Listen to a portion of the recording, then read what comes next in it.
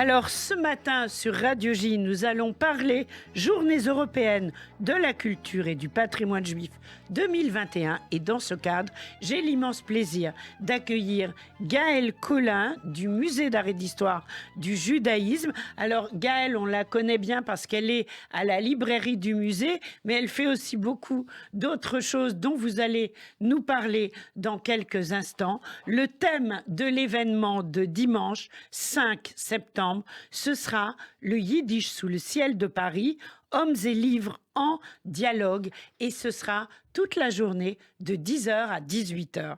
Gaëlle, bonjour. Bonjour Lise, bonjour aux auditeurs. Merci. Alors Gaëlle, quelle est exactement votre fonction au MAJ, en dehors du fait que vous êtes certainement beaucoup plus connu que ce que vous croyez, et c'est vrai qu'on vous connaît pour l'accueil à la librairie, etc. Racontez-nous. Alors, donc je suis responsable de la librairie et c'est vrai que le musée a toujours participé aux Journées européennes de la culture et du patrimoine juif. Et depuis une dizaine d'années, nous proposons une grande braderie de livres d'occasion. Et puis petit à petit, nous avons enrichi ce programme en proposant une année un salon du livre judéo-espagnol qui avait très très bien marché avec le milieu associatif en partenariat. Et donc ces dernières années, nous avons organisé tous les dimanches, les premiers dimanches du mois de septembre, une grande journée dans le cadre des JEPCJ autour d'une particularité des cultures juives, donc autour du patrimoine juif tunisien. Je crois que là, vous algérien. avez battu les records. Oui. Avec, on a à chaque fois une très forte fréquentation. Ce sont des journées festives, familiales. Non, mais je crois que les Tunisiens s'étaient beaucoup mobilisés. Oui, voilà. Et les Marocains aussi. Et les Marocains. Voilà, on espère qu'ils se mobiliseront aussi pour le Yiddish, après tout. Oui, il n'y a pas donc, de raison. En fait, ce sont des journées qui s'adressent à la fois au grand public, qui vont pouvoir découvrir un aspect des cultures juives, mais aussi au public plus sensibilisé à ces sujets, qui auront l'occasion de rencontrer des auteurs, d'écouter des conférences, d'assister à des visites musicales, etc. Enfin, on va en parler plus en détail. Alors, il y aura des visites musicales, il y aura un concert à la fin, il va y avoir beaucoup de choses, et on va décortiquer cette journée du 5 septembre au MAJ. Ça commence à 10h du matin. Avec quoi, Gaëlle? Alors en fait, le musée ouvre à 10h et cet événement est aussi en lien avec la programmation d'exposition du musée, puisque, bien sûr, on le sait, donc il y a actuellement une très belle exposition Chagall, Modigliani, Soutine, Paris pour école, 1905-1940, qui permet de redécouvrir ces grands artistes. C'est jusqu'à quand, plein d'autres artistes moins connus. C'est jusqu'à la fin octobre. D'accord. Donc, faut que j'y aille. Oui. Je prends rendez-vous à l'antenne. Alors, réservé sur le site, parce que le musée est pris d'assaut. Oui. Il y a également une exposition Herschfenster et le Shtetl perdu de Montparnasse, qui est une exposition libre d'accès, ce dimanche 5, et tout le reste du temps. Tout est libre d'accès dimanche, sauf la programmation de l'auditorium. Mais on pourra visiter le musée, voir les expos, acheter des livres dans la cour. Oui, alors tout est gratuit, à l'exception des activités proposées à l'auditorium et de l'exposition Chagall, Modigliani, Soutine. L'exposition Herschfenster est libre d'accès. L'exposition de la vidéaste israélienne Maya Zak sera libre d'accès également, ainsi que la collection permanente. Magnifique. Voilà. Et donc, je vous parlais de l'exposition Herschfenster, qui en fait est une exposition qui accompagne aussi le gros effort de publication que le musée, en partenariat avec la Maison de la Culture Yiddish, a fait en éditant en français 70 ans après la parution en yiddish à Paris, en 51, donc, de l'ouvrage Nos artistes martyrs d'Herschfenster, qui est un mémorial pour plus de 80 artistes juifs, quasiment tous morts pendant la guerre. Et donc Herschfenster, après-guerre, se rend compte que tout ce réseau qu'il connaissait a disparu. Et pendant quelques années, il documente et réunit plein d'informations sur ces artistes et publie ce mémorial. Mais paru en yiddish, tiré à 450 exemplaires, évidemment, c'était resté assez confidentiel. Bien sûr. Grâce à cette traduction parue en coédition avec Azan et à l'exposition qui l'accompagne, ça permet de découvrir ce fantastique travail et ces artistes. Bien sûr. Et de ne pas les oublier. Ce qui est aussi, évidemment, j'imagine, l'un des objectifs du MAJ. Alors, donc, on peut voir tout ce que vous nous avez expliqué. Et puis, je crois qu'il va y avoir un film également. Oui, alors à l'auditorium, il faut réserver sur le site du musée, il y aura une grande journée, un dimanche, avec Avram Sutzkever, ce grand poète du Oui. XXe siècle, grand poète yiddish. Donc la journée commence à 11 heures avec une projection du documentaire du réalisateur israélien Uri Barbash, donc qui dresse le portrait de ce poète et son œuvre. Et son parcours et son aussi, parcours. avec l'aide de sa petite fille, qui est une Hadas Cameron, qui est une grande comédienne israélienne qu'on voit dans des films, dans des séries, et qui reprend un peu le parcours de son grand-père en donnant des conférences. Elle était en Allemagne cet été, et elle aide à la promotion du film. Mhm. Voilà. Et par la suite, Calderon, pardon. Mes excuses. Et Voilà. par la suite, l'après-midi, il y aura une grande rencontre avec Rachel Hertel et d'autres intervenants. Et cette rencontre sera autour de l'ouvrage extraordinaire que Rachel Hertel a fait Extraordinaire. paraître, Heures rapiécées, qui est une anthologie qui donc permet de découvrir l'ensemble de l'œuvre poétique d'Avram Sutzkever, qui a été actif tout au long de sa vie, Tout jusqu'à au son long de décès sa en vie. 2010. Oui. Et il a été le grand rédacteur en chef de la revue yiddish israélienne jusqu'à la fin, quasiment jusqu'à un an avant sa mort, Die Goldene Kite, une revue littéraire à l'international, mais qui paraissait en Israël. Donc magnifique. Et Rachel, du coup, sera là. Rachel Hertel, qui est un peu la mémoire yiddish de Paris et de France même, voire plus. Elle sera également présente en dédicace sur notre grand salon du livre yiddish dans la cour d'honneur du musée. Voilà. Et pour conclure cette journée, Donc, Avram Sutzkever. si vous voulez faire vos cadeaux de Rosh Hashanah, c'est le moment ou jamais. Voilà, je m'excuse. Parenthèse fermée.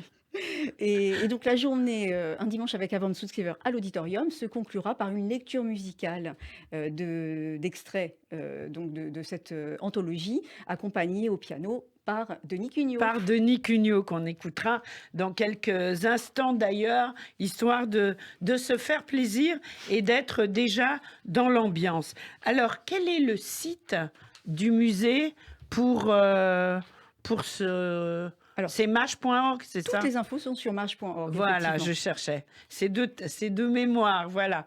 Donc, MAHJ, Musée d'art et d'histoire du judaïsme. Le MAJ, c'est MAHJ.org. Alors, concrètement, on sait qu'il y a quand même la distanciation, les masques, le pass sanitaire. Quelles sont les demandes que le MAJ va avoir pour être en accord avec la loi actuelle? Oui, bah écoutez, bien sûr, le pass sanitaire sera demandé à l'entrée Oui. du musée. Et puis, bien sûr, le port du masque, même dans la cour, parce qu'on sera nombreux. Et donc, c'est le pass sanitaire et le port du masque. Oui, et à l'auditorium aussi également. Alors, quand on a préparé l'émission, vous m'avez expliqué qu'il fallait réserver à l'avance. Expliquez-nous ça, Alors, pour que concrètement, tous les auditeurs et auditrices qui le souhaitent puissent venir. Exactement. Alors, il y aura donc une grande braderie de livres d'occasion, comme nous le faisons habituellement, qui sera libre d'accès dans la cour à partir de midi. Il y aura donc un grand salon du livre yiddish avec plus d'une trentaine de traducteurs, d'auteurs, mais j'imagine qu'on y reviendra, à partir de 14h30, toujours dans la cour d'honneur, donc en accès libre. Et après, toutes les autres activités, ateliers en famille, ateliers d'art plastique en famille, rencontres avec des auteurs jeunesse, ainsi que visites ou conférences dans la collection permanente, ce seront des activités pour lesquelles il faudra venir 1 heure à l'avance pour réserver sa place et s'inscrire Bien sûr. 1 heure à l'avance. Alors, au niveau, par exemple, vous pouvez venir en famille avec vos enfants et il y aura des contes qui vont leur être racontés, je crois, par Ben Zimet, Michel Tauber et... Oui, alors donc il y aura des sessions de rencontres comme vous le disiez, pour la littérature jeunesse, pour les familles, Oui, avec Benzimet, pour son petit recueil de de contes, contes. Les Sages du Ghetto, et aussi Zelig, le grand explorateur. Nous aurons une rencontre avec Emmanuel Pollack pour ses 2 contes bilingues Mais oui, yiddish-français parus il y a quelques années, Simon le voleur de temps et La fille du charbonnier. c'est le moment ou jamais de se les procurer parce que c'est en bilingue Oui, et en plus il y a un CD bien sûr. et c'est magnifique. Alors justement, le CD est interprété, enfin les contes sont lus par Michel Taubert et Monsieur Westbrot, qui nous feront le plaisir d'être là pour lire en français et en yiddish un conte d'Emmanuel Pollack. Et ils seront accompagnés également par un guitariste, Pierre Bénichou, excusez-moi. Pierre Bénichou qu'on ne présente plus. Mais oui, pardon. Voilà. Il y aura également une rencontre avec Catherine Fogel, Oui, qui est l'auteur d'un petit ouvrage qui est édité depuis plus de 25 ans et réédité sans cesse aux éditions du Seuil, Pas de violon pour les sorcières, pour les plus petits. C'est une espèce de boucle d'or et les 3 ours version ashkénaze. Et également une jeune auteure, Nadia Berz, qui est illustratrice à Bruxelles, qui a édité avec ses 2 sœurs, qui sont auteurs et musiciennes, un ouvrage qui s'appelle Ouziel ou le rêve d'ailleurs, qui s'inspire de la tradition, un conte qui s'inspire de la tradition ashkénaze. oui. Donc, parents, préparez votre budget. Vous allez pouvoir refaire dimanche 5 la bibliothèque de vos enfants. Et Dieu sait si c'est important. Alors, ensuite, Pour la jeunesse, oui, toujours pour la jeunesse, donc il y aura un atelier pour les familles en continu, oui, dans les ateliers pédagogiques. Donc les familles seront accueillies par nos collègues médiatrices, tout d'abord par Elisabeth Kurstag, qui les accueillera avec un conte de la tradition yiddish et qui sera même dans cette salle posté à côté de la casse de typographe de l'imprimerie Béresniak, donc de Lazare Béresniak, qui était le oui. grand-père de René Le Goscinny. grand-père de Goscinny, bien sûr, l'inénarrable. Donc, oui, Et ça va être des moments oui, très là, forts. c'est aussi Là, on un va bel un peu objet. Oui, accélérer. alors je me dépêche. Et ensuite, donc les familles pourront voir des livres pour la jeunesse en yiddish et produire leur propre création artistique. En Voilà. yiddish aussi? C'est un secret, vous verrez avec... Moi, je ne serai pas loin. oui, Je ne serai pas loin. Je serai avec vous. S'il y a besoin de traduire un mot, coucou parfait. Lise. Non, je plaisante. Donc, voilà. Donc, ça va être Oui, la petite vraiment... imprimerie yiddish, ce sera un bel atelier pour les familles, hein, pour les Oui. enfants à partir de 4 ans, Voilà. accompagnés d'un adulte. Formidable. Voilà, ça va être une très belle journée, beaucoup de travail pour vous, Oui. mais quel résultat. Oui, et puis En- je tiens à dire, Oui. excusez-moi, dernière petite chose, il y aura aussi des visites dans la collection permanente avec une conférence d'Arnaud Bicard, qui est professeur de yiddish Bien à sûr, l'INALCO, oui. la jeune génération, Et au centre Medem Arbetering maintenant. avec des visites chantées et musicales avec Muriel Missirlou. Bien sûr. Et puis quelques noms quand même pour le salon du livre yiddish, parce qu'on aura une trentaine d'auteurs. Il y aura des traducteurs comme Batia Baum, comme Monique Charbonnel-Greenhaus, bien sûr Rachel Hertel. Il y aura des auteurs comme Jean-Claude Grimbert, Robert Baubert, des réalistes comme Nourrit Aviv ou Yolande Zoberman. Voilà, Henri Raximov. Vraiment, Ils vont beaucoup de tous gens être que nous là. aimons tous et que Voilà. nous pourrons rencontrer et faire dédicacer Faire leurs livres. dédicacer et parler avec eux. Et il y aura aussi évidemment le stand du Medem avec ses productions du centre Medem Arbetering. Et puis il y aura le stand de la MCY. Parfaitement. Et il y aura les éditions les L'Antilope, éditions de en l'Antilope. continu. Voilà. Et surtout, venez toute la journée parce qu'il y a même un stand de restauration, puisque chaque année, Hummus Joe nous fait le plaisir de proposer ces petits plats Ah oui, Hummus Joe délicieux. sera là aussi. Mais oui. Et il nous sera- fera du strudel pas? Alors cette année, il sera accompagné par Marc Grossman. Ils vont travailler main dans la main. Oui. Donc Marc Grossman est ce restaurateur spécialisé dans la street food new-yorkaise, Oui. qui vient de publier un livre Recettes de Shabbat, qui connaît un immense succès. Et donc ils nous font tous les deux le plaisir d'être là pour restaurer et faire vibrer nos papilles. Bon, c'est décidé. Le 5, on passe la journée hommage dès 10h du matin. Gaël Collin, on vous y retrouve. Merci beaucoup pour tout cela. Bravo pour cette journée exceptionnelle. Et on se quitte sur quelques notes de Denis Cugnot, histoire de se mettre dans l'ambiance. Merci, au revoir. Au revoir.